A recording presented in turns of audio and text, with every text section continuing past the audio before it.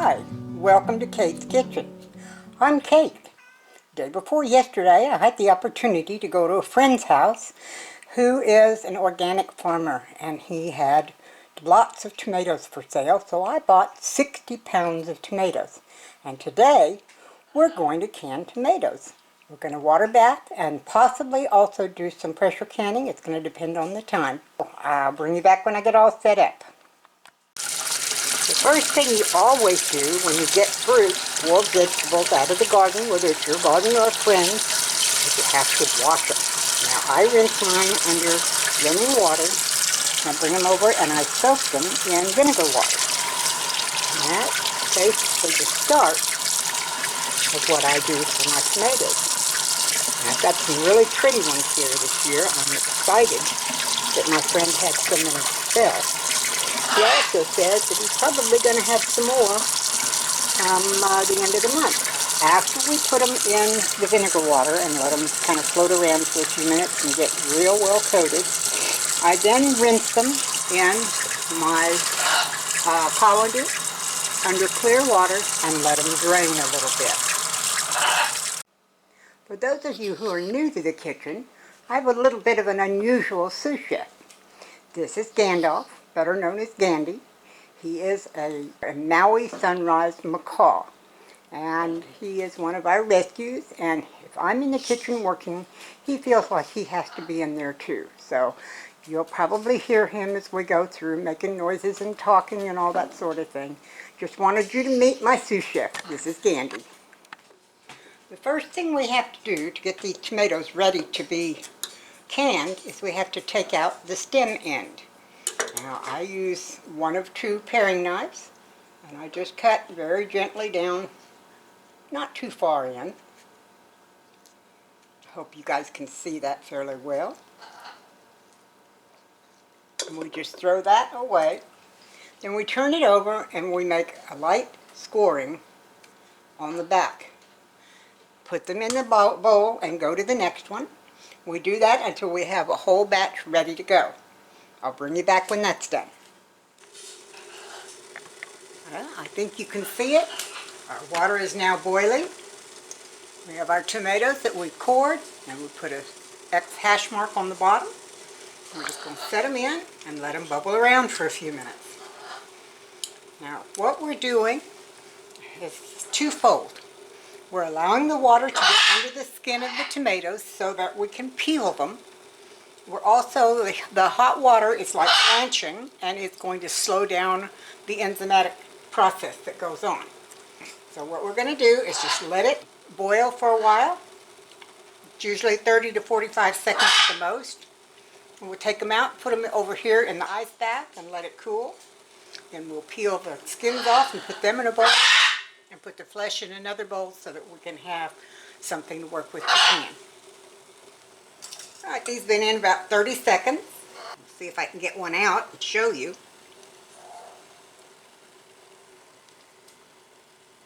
It's not going to let me do very well. I'm going to get a different tool. Hold on.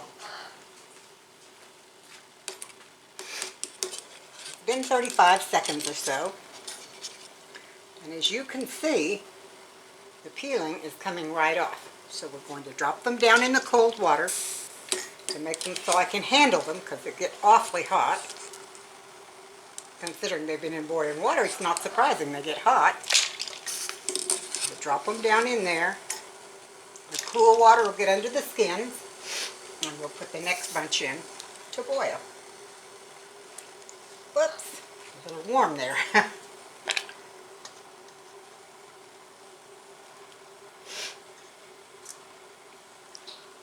There we go. Now we'll let those boil for a few minutes until the skin starts to peel off of them. When we do, we'll come over here and we'll put it in the ice. In the meantime, here's the first one we pulled out. And as you can see, the skin just comes right off. It takes very little effort at all.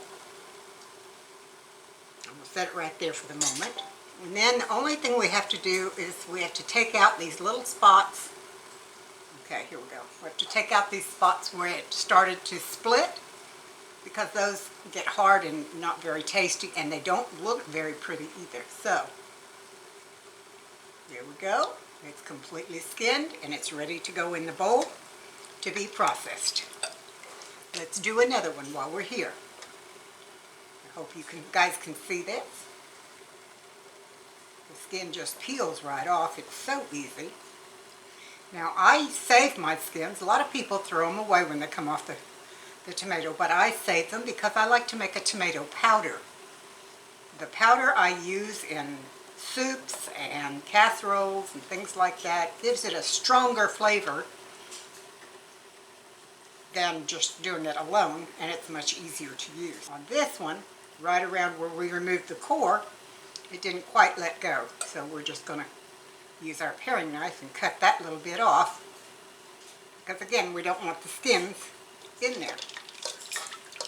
We'll do this last one. See how easy that comes off? It just peels right off.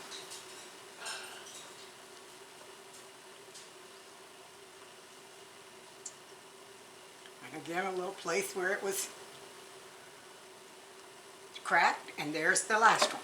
Rinse my hands off. Woohoo, that's cold. I'm going to get another bowl to put these in.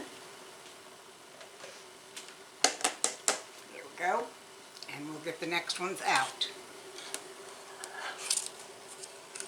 Can you see the bottom of that one? I don't know if you can tell or not, but it's really starting to separate out.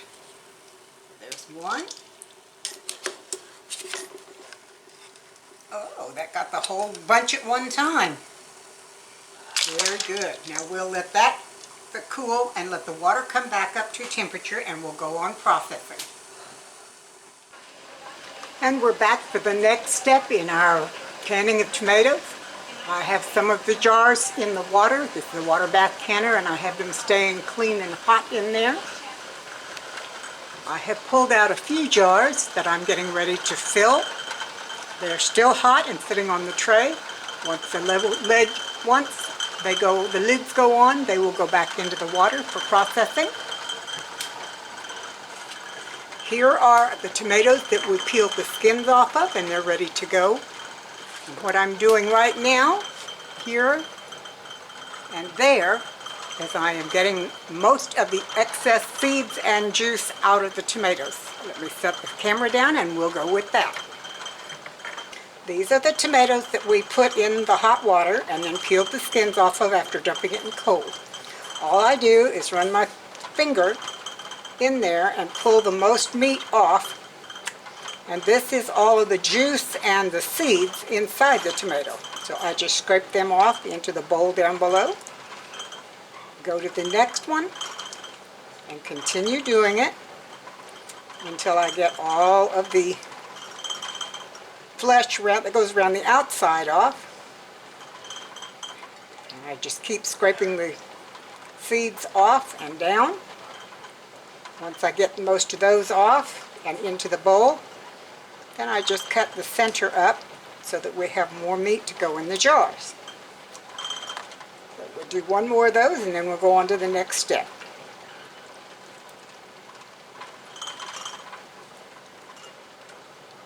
Here we go.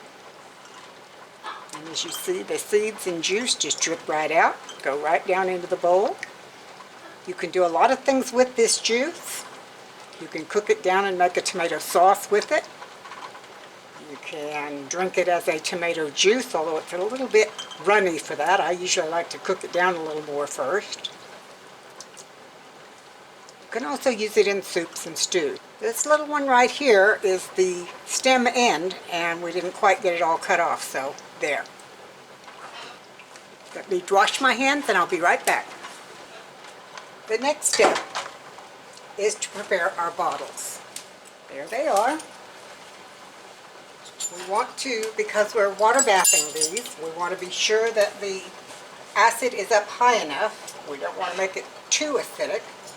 So I have a ½ teaspoon here. I'm going to put a ½ teaspoon of freshly squeezed lemon juice in the bottom of each jar.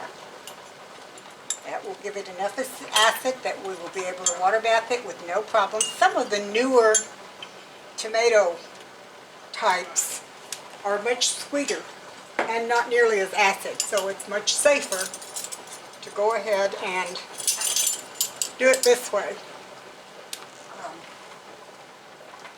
I use just regular sea salt and all of my salt shakers. Next thing I like to do is put 1/4 teaspoon of sea salt, not any non-iodized salt will do, in the bottom. It gives you wonderful flavor in your tomatoes. Now a lot of people don't do this. They prefer to can without the salt and put the salt in later. This is just the way I do it, folks. I like having the having the salt in there as it's canned. It tends to infuse the tomato a little better. We will put our canning funnel in the jar.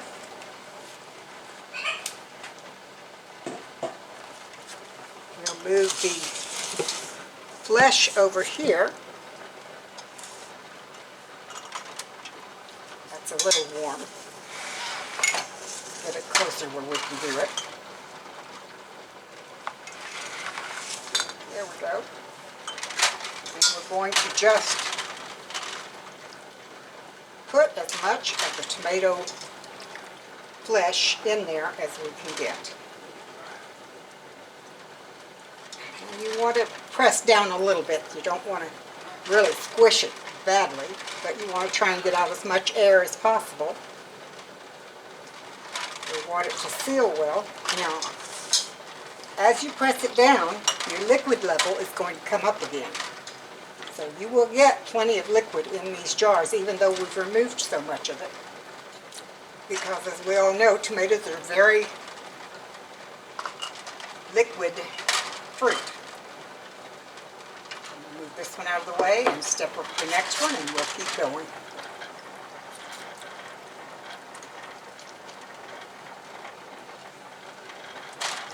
Now, as these are canned, the tomato pulp itself will cook, and you will have cooked canned tomato. This is not the whole tomatoes, it's tomato pieces, but it is still wonderful for anything that you need canned tomatoes, or if you're going to make a tomato sauce. For instance, a pasta sauce is great with tomatoes done this way.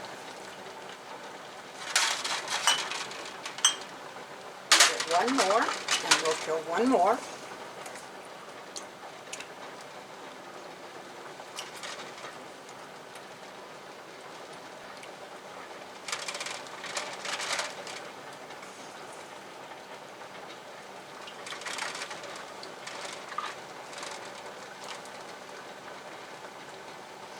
All right, that's got 3 of our jars done.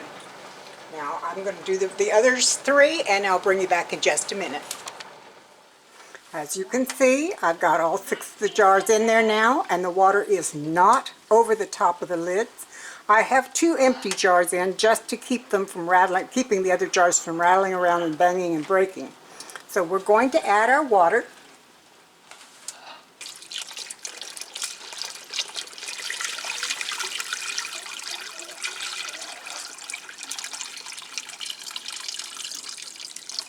There we go. This little stick has a ruler on it, and we're going to put it down, and it shows that we have over 1.5 inches of water above it. The next thing we're going to do is turn the heat back on, get the water back up to a rolling boil, and put the lid on for 25 minutes. I'll bring you back when it's time to get the bottles out of the canner. Processing time has been 25 minutes, and it's now time to take our jars out of the water. Turn off the heat.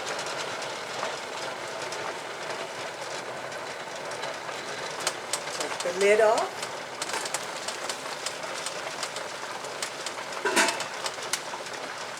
And using our jar lifter, take hold of one of the jars. Kind of hard to see with all the water. Lift straight up. Do not tilt it, but lift it straight up. Go over and set it down on our towel-covered pizza pan. If there's any water on the lids, it will evaporate as the jars cool. You can also take another towel and just lightly set it on top, and that will absorb the excess water. One thing I did not tell you all that I usually do and did not do this time is I did not put the last of the vinegar that came out of my bowl that I was using to wipe the rings into the water. And because of that, my jars are going to have a white film on them because I have very hard water. So we take a warm tea towel, a dry tea towel, and just absorb that excess water, just like that. And now as they cool, they will set. And there you are. 6 jars of water bath canned tomatoes that can be used to do all kinds of things. You can make pasta sauce, you can just use it as a vegetable beside, you can add things to it, or you can make it part of something else like a soup or a sauce. So when these are cooled off, we'll wash the outside of them, we'll check the seal to be sure they're sealed, and then we'll label them and put them on the shelf in the pantry.